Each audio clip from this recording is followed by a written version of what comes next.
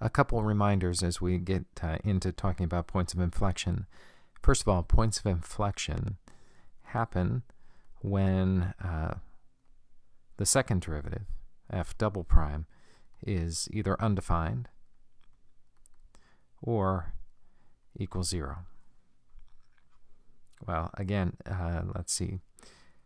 F double prime, when we're looking at the graph of f prime of x, f double prime will be the slope of the tangent line to f prime.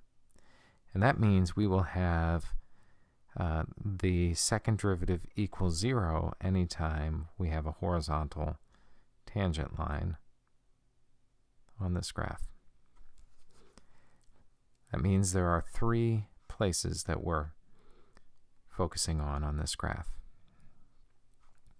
Now the other thing is that just because we have a horizontal tangent line or a vertical tangent line to the graph of f prime of x, it doesn't mean we have a point of inflection. The other thing we have to have is that the function needs to change from concave up to concave down. And a reminder that when f double prime is greater than 0, that means f is concave up. And if f double prime is less than 0, that means that f is concave down. So let's talk about how do we know if f double prime is greater than 0 or less than 0. Well, f double prime is greater than 0 means that f prime has a positive slope.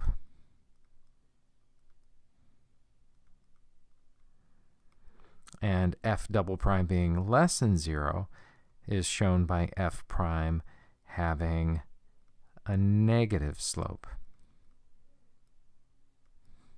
So as we look through this graph, let me pick up a different color here. I can see that in this first bit here, if I were to take the slope at any given point, I would see that f prime, that slope is negative, which means that f double prime is less than 0. And that would tell us that f is concave down. If I then looked past this possible point of inflection, I would see that the slopes over here are all positive. Well, if f double prime is greater than 0, that means that f is concave up. And what we end up having right here is a point of inflection. So we know that we have a point of inflection when x equals 0.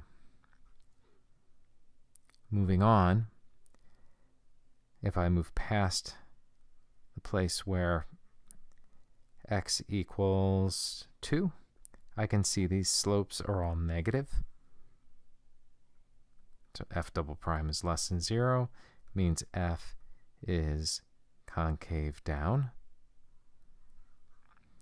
And back over past that possible point of inflection, I've got positive slopes. F double prime is greater than 0, means f is concave up.